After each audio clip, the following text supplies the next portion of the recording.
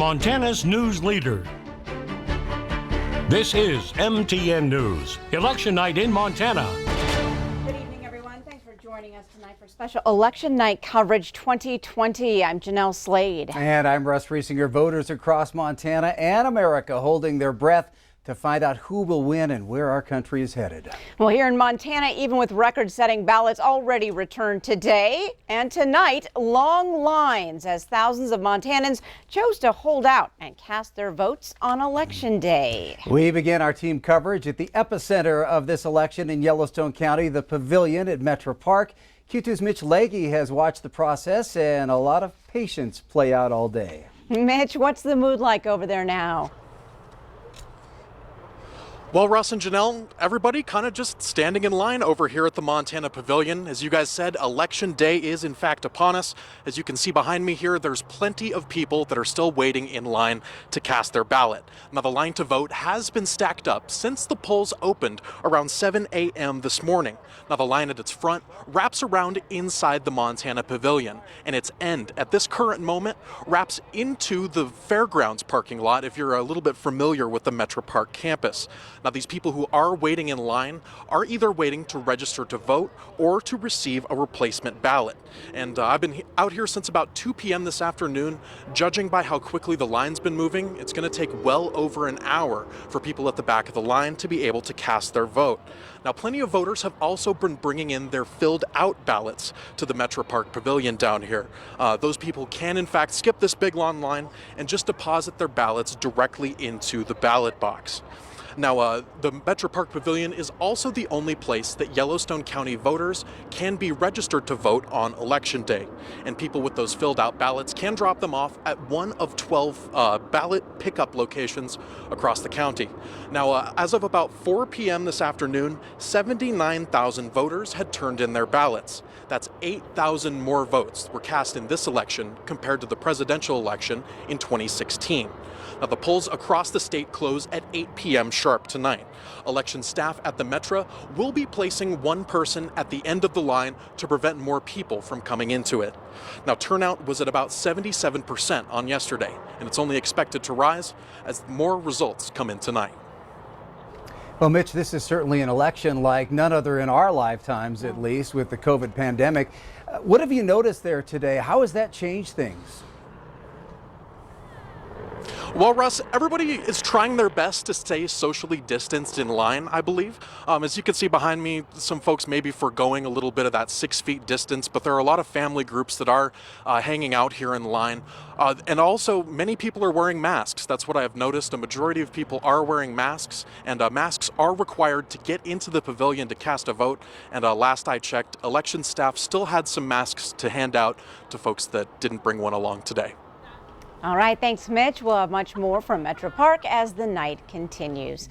Well, across Montana, we expect several tight races. So tonight, our MTN reporters are positioned at each campaign headquarters. We're going to start out with the most publicized and most expensive race, the race for Montana's next U.S. Senator. Our own Casey Conlon kicks things off from Bozeman. Casey Conlon in Bozeman at the Hilton Garden Inn, right out in front in this white tent, which is where the Danes campaign will set up tonight. As you can see, things are starting to take shape. The stage is up, the signage, the balloons. The party gets going in just about an hour. Obviously, returns start up at about 8 o'clock, which is when there will be a little bit more action here as people begin to mill around. But honestly, other than a few select donors inside in the restaurant and bar area, it's not going to be the hustle and bustle of a normal election night. COVID protocols strictly enforced here, gathering limits, distancing, masking, it's all in effect. There will still be obviously excitement. The Danes family, they're getting together inside rooms in the hotel to watch returns. We'll hear from them periodically throughout the night here. In Bozeman, Casey Conlon, MTN News. I'm Jessica Nelson with the Bullock campaign in Helena at the Civic Center.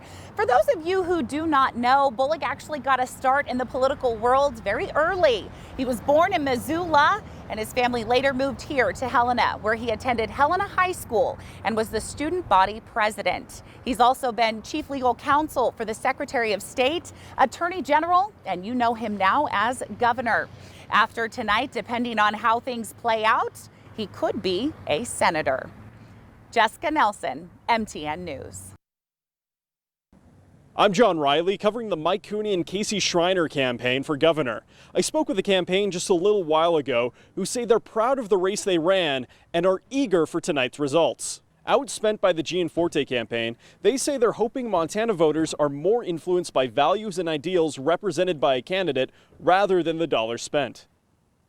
Tonight, the Cooney camp will be paying close attention to the turnout of young voters, as well as independents in Billings, Great Falls, and Bozeman. John Riley reporting, MTN News. This is Gabby Crevitt reporting at Greg Gianforte's election night party. We are outside in the media tent. As you can see behind me, there's that podium that's going to be reserved for all those updates we'll be receiving. Inside is reserved for family, friends, and folks associated with the campaign. Now, I just got off the phone with a spokesperson with Congressman Gianforte's campaign. They said they are extremely encouraged by this high voter turnout, most specifically in Yellowstone County and Flathead County. They say that this high voter turnout will be in their favor, and we'll be watching those numbers coming in and providing you with all the updates as soon as they become available. Reporting in Bozeman, Gabby Crevitt, MTN News. I'm Megan Mannering covering the Matt Rosendale campaign today. Rosendale, who currently serves as state auditor, faces Democratic candidate Kathleen Williams for Montana's lone U.S. House seat. Now, from gun control to health care, Rosendale feels that he and his opponent couldn't be any more different when it comes to their viewpoints. My opponent wants to take your gun, raise your taxes, and take over your health care. And I'm going to defend your Second Amendment. I'm going to reduce your taxes, and I'm going to make sure that you have access to high quality, affordable health care with coverage for pre-existing conditions. I'm Megan Mannering for MTN News. Tom Wiley here covering the Kathleen Williams campaign in downtown Bozeman. This is the Rialto Theater where Williams is holding an event tonight. Now, in a normal year, there'd be all kinds of supporters and campaign staffers inside, but it's going to be limited to just family and some close friends due to COVID-19 protocols and attendance limits. Now, with the polls leading up to Election Day very tight and voter turnout at an all-time high, the Williams campaign is fully prepared for this race not to be called tonight, maybe possibly not even till the early hours of Wednesday morning. We'll be in touch with campaign staff all night long, trying to bring you some results and reaction as this congressional race nears its conclusion. Tom Wiley reporting for MTN News. I'm Jonathan Ambarian at the Montana State Capitol. Once the ballot deadline passes, the Secretary of State's office will take the lead on reporting the election results. Starting at 8 p.m., their software will begin sending out vote counts as they come in from the 56 counties. The Secretary of State will set up a war room here at the Capitol, as they do for every statewide election, though it'll be in a larger space downstairs to provide more room for social distancing. They'll be in contact with all the county election officials to get updates on the count and provide assistance if they have any technical issues. Jonathan Ambarian, MTN News. All right, thanks so much to everyone. Now we continue our election team coverage with reaction. We now send it over to MTN veteran political reporters Jay Cohn and Mike Dennison with a breakdown of what we can expect this evening. Guys? Well, yes, welcome into the election hub at the Montana Television Network. I'm Jay Cohn, joined by our chief political reporter Mike Dennison.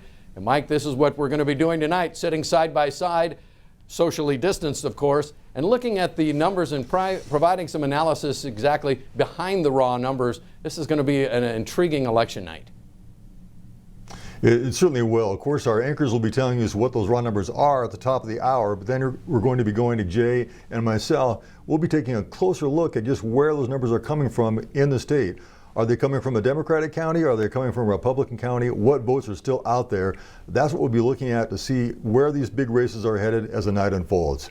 And we have reporters stationed across the state at the various campaign gatherings to bring you up to date on what's happening with the candidates themselves tonight. And Mike, it's a little different. These really aren't campaign parties because of COVID-19. Everyone's socially distanced. It's going to have a different feel tonight.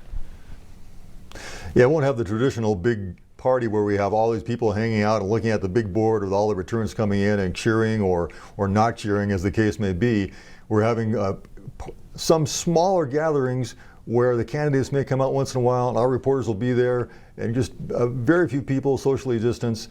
But at the same time, they're going to be watching the same thing as we are, just what's happening out there in which counties in these very close races for U.S. Senate, U.S. House, and governor, among others. And we expect many of these races won't be called until tomorrow morning, which, Mike, really is the norm in Montana. If you look back at the most recent elections, the Tester-Rosendale Senate race 2 years ago wasn't called till the next morning.